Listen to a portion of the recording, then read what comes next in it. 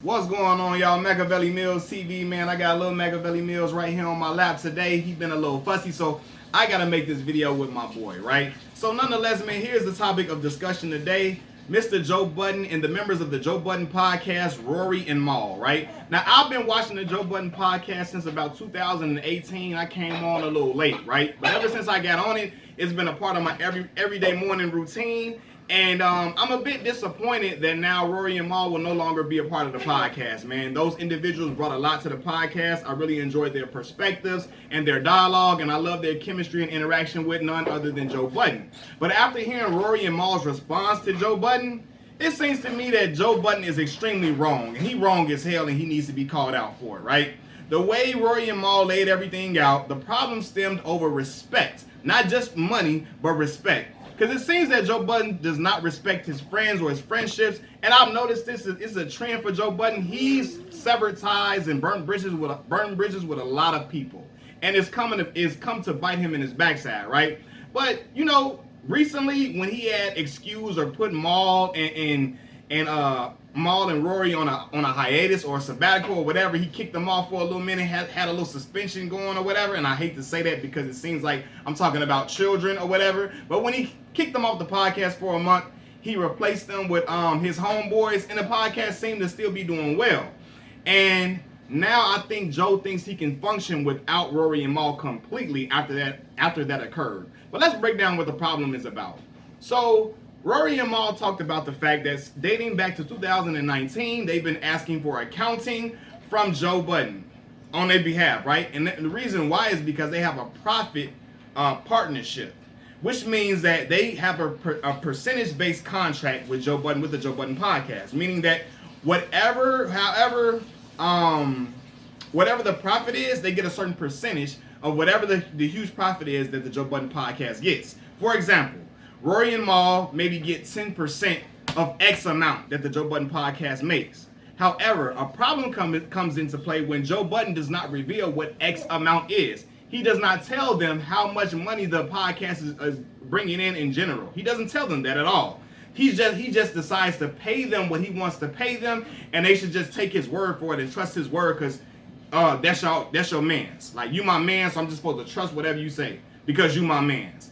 Hell no. That's not how a business is supposed to work, and it's quite shiesty. Especially after on the podcast they talked about people like Diddy and how Diddy has had people in bogus contracts, how Birdman has got over on people and manipulated people and so on and so forth. And it seemed that Joe Budden is doing the exact same thing. And I believe is extremely wrong due to the fact that podcast was built on the backs of not just Joe Budden, but also Rory and Mal. Let's be honest, man. Joe couldn't, it ain't just, and I think Joe got it twisted. Joe thinks that his celebrity and his star power as a rapper, and I say that loosely because Joe is an extremely talented rapper, but we know he was never this huge mega star outside of Pump It Up. Let's be real. But Joe thinks that his star power, I'm thinking that he thinks that his star power is what makes the show go, right? Now, I know Rory and Mal are not going to get the same amount of money that Joe Budden is getting. No, it's his channel. He has the big name. He has the influence that drove people to come to the podcast. But when people came to the podcast, they were definitely interested in what the whole dynamic of all the individuals, right? So Joe being bogus, right? And when Mal and Rory would ask for accounting to show how much revenue the podcast was generating, how much money they were making, Joe would always throw a damn fit. He throwing a fit. He calling them all out their name, calling them insecure, calling Rory insecure, calling them I guess selfish in so many words, telling Mal it's none of his damn business. That when they asked when he asked for accounting, you know, to see how much money the podcast is making, is none of their business. Fam, yes it is if he has a percentage-based contract. Joe, that sounds absolutely stupid and ridiculous. Why wouldn't you tell them, just for transparency, if these your homies, right, and you got nothing, you ain't doing nothing foul to them, and why wouldn't you show them the accounting? Because the accounting is what their contract is based off of. How much money the Joe Budden podcast is making in general. And if you don't want to show them how much money they're making, it's obvious that you're doing something wrong. Something fishy is going on. For real. No matter what Joe says, something fishy is going on. Especially after when they asked for accounting, Rory and Mal were giving an Excel spreadsheet. Something that anybody can type anything into a damn Excel spreadsheet. That's not accounting, bro. It's not. Hell no. Anybody can just type in something in there and give it to somebody, right? And even when they were giving the Excel spreadsheet, they noticed a $400,000 mistake. Now, they have a huge accounting company that helps them with their accounting. So how is that $400,000? I find it hard to believe that this huge, a revered accounting company is making a $400,000 mistake in an Excel spreadsheet. A mistake. That was a mistake. Nah, they getting got over. You know what I'm saying? Joe over there trying to get over on them boys, and they see it clear as day, right? And it's not, listen, of course, it is about the money because, look, just like me, they got a family. They got family to feed. They provide, they giving their input to the podcast. They giving a strong input to the podcast, and their opinions and perspectives are extremely valued, not just by me, but by the Joe Budden podcast audience. So, of course, they're owed a certain amount of money, right? But Joe trying to play them. And Maul explained even as the podcast got bigger and bigger and bigger, subscribers are steady shooting up, they still getting paid the same amount of money. Now, you do the math. I'm not the smartest person in the room, but I know that's something foul going on. How the hell does a podcast continue to grow, and these men are getting paid the same amount of money? Something ain't add up, especially if it's a percentage-based contract. Now, I would understand if they're on a salary, they got a salary-based contract, but no. That's not the situation. They're on a percentage-based contract. So, Joe out here doing something foul, and every time they asking about the accounting, you trying to throw a damn fit, and you getting mad when their whole business is predicated off of the accounting. How much money the Joe Budden podcast is bringing in. So I don't see what the problem. It ain't like they asking Joe for his girlfriend number, his baby mama number, or his social media password or something like that. They're asking you for the money, the revenue that the podcast is generating. So what would be the problem, Joe, unless he's getting over on them, man? And again, I've seen Joe have his history of trying to manipulate the situation, of being manipulative in so many things, and in so many situations. My boy's shirt coming all up and everything. I've seen him try to manipulate certain situations to try to change the narrative and make the narrative fit wherever he wants to fit. And that's a damn problem, right? And it's always a problem with friends going to business with friends. People try to get over on folks, especially when you know your boys are not, rah-rah type of dudes. They real calm and mellow. You figure you can do whatever you want to do to them without no consequence. And the problem with that is, I know that if Joe was dealing with a shrewd person, like if he was dealing with 50, if he was in business with 50 Cent, somebody he know ain't gonna play with him, ain't gonna check him, ain't gonna willing to take it wherever they want to take it, no matter how much they are friends. Joe would never do that to a person like that. And that's the problem with people when they know you're a good person, to try to get over on you as best as possible because they figure that they can. That's why I always say, it's so messed up that people only respect the individuals they fear. When they fear consequences and repercussions to messing you over, they ain't gonna mess you over. But when they know you good and you cool and you ain't gonna do too much and you gonna keep riding it out and you gonna keep respecting them, they gonna keep trying to get over on you. Because even as Rory and Maul expressed, hey, it could be on them because they kept letting stuff slide. They kept doing the podcast. They kept letting it go because that's their mans. That's their boy, you know what I mean? And that's been their boy for a long time. And Joe just kept it going. And that's foul, fam. That's foul. You don't do your friends that you love, that you say that you love, you don't do them like that.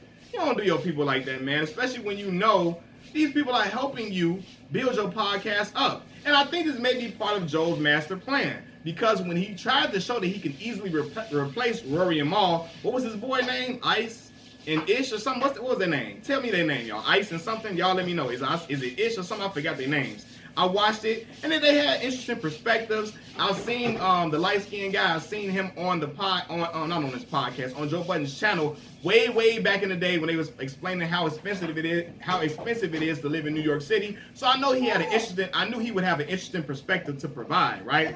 But the problem came into play because Joe is out here. He knows those two individuals, his homeboys. They didn't help build that podcast, so they can't demand any percentages of anything because they didn't help to build the podcast up like Rory and Maul did. So he can put the two new homeboys on a salary-based contract and pay them whatever he wants to pay them. He don't have to owe them nothing. It don't have to feel like they're owed nothing because they don't deserve a percentage because they didn't help to build the podcast up like Rory and Maul helped to build the podcast up, right? And maybe that's his whole master plan, trying to replace them so he can pay less. And they even said that Joe made a comment that he can hire one of them for like half of both of their salary or something crazy like that. Like put together something he was saying, and I'm like, come on, Joe, that's foul. That is foul. You out here trying to get around paying your homeboys that you say you rock with and you love, and you trying to do it in the most foul, sleaziest way. Joe wasn't wrong, man, and I ain't gonna ride with that, man. And Maul a real one, because when he told Rory, he kicked Rory off of there, Maul decided to go with him. Like, nah, man, I ain't gonna go in here and do that. Like he said, that's like trying to go into a club and the bouncer say, all y'all can come in except your mans. Your mans can't come in. And how the hell will Maul look? All right, I'm gonna ride in here, man. I'll holler at you later, man. Stay on the outside, I'll holler at you later. That's fake, that's foul. And Maul like, man, Joe been acting like this for a while. Even when they talking to him, he acting all crazy, talking crazy, making it seem like Maul ain't have nothing and he did everything for Maul and all of this. It's like, come on, why you doing it to your boy? That's supposed to be a man's. They deserve better than that, man. You shouldn't be doing them like that, man. Look, he don't think it's, look, MJ don't think it's right either, man. Mac Jr. don't think it's right either, man. And I don't think it's cool. You know what I mean? Joe knows better. He knows better, way better. But he chooses to do what he wants to do and try to F people over and think that everybody's supposed to just take it on the chin because we homeboys and we guys. Hell no. That's not how the real world works. And Joe know that because he know he can't pull that with nobody in the street. Somebody in the street would have checked Joe a long damn time ago. A long time ago. You know what I mean? But Joe is starting to get to feel himself. He got the, you know, and he's doing great. You know what I mean? I love even with Joe's perspective on stuff. I love the whole dynamic between the two. But wrong is wrong. And I ain't going to just ride with Joe because he's the bigger name and the biggest name. After I sat down and heard both sides, it seemed to me that Rory and Maul is telling the truth to me. And they telling the truth. And, yeah, man, Joe's starting to get a little too big for his britches. He got the Cash App deal, you know, the Patreon deal, so on and so forth. And then when people trying to ask about seeing the accounting and trying to see how much the podcast is generating, because that's just how business works. You know what I mean? And Rory and Maul brought up this whole thing about people saying, well, LeBron would never go to Jeannie Buss, because people were saying that LeBron would never go to Jeannie Buss, the Lakers owner, and try to ask and see how much revenue is the Lakers generating in general. Hell no, LeBron wouldn't do that because he's not on a percentage-based contract. He's not in a profit partnership. He has a salary. As long as he getting his 50, 60 M's at the end of the year, he don't give a damn how much the Lakers making, because at the end of the day, he knows the check is clear for him and he's on a salary-based contract. However, if he was on a percentage-based contract, I'm sure as hell he'd be pissed off if Jeannie Buss wouldn't show him how much revenue the Lakers organization is generating since he's been there. He would be pissed, just like Maul and Rory are, and they being real nice about it, And when they asked Joe about it, he gonna talk about some, what did he tell him? Basically like saying sue him, basically saying y'all can sue me, whatever, right? Like, fam, what? That drastic ass, that's that manipulative shit, like that drastic ass response. After you know that they just want to see the whole they just want to see the big picture. How much my boy getting a little frustrated. It's all good, baby. They just want to see how much money the podcast is generating. So that's business. That's business, man. And you out here trying to jerk your man. You out here trying to get over on your own peoples. Get over on them after they helped you. I don't care what nobody say. Once again, that podcast wouldn't just be as big as it is if it was just Joe Budden talking. It was the relationship between him, Parks, you know, Savon, all them together made it run and made it go. And they even spoke about how people behind the scenes were talking about being overworked and underpaid because Joe out here taking the biggest piece of the pie and he ain't trying to share. You got the king's disease, fam. You out here trying to eat all to yourself and you getting fat and everybody else just getting little, they just deserve to get whatever you say they supposed to get. Hell no. That ain't the contract that they get, that y'all got. Y'all got a percentage-based contract. Pay them people what you owe, Joe Budden, man. Stop being foul and greasy, man. Y'all talk about these record executives doing all these young black men bogus and doing them foul and all this and all of that. I mean, but at the end of the day, you doing your mans and them like that, that ain't honorable.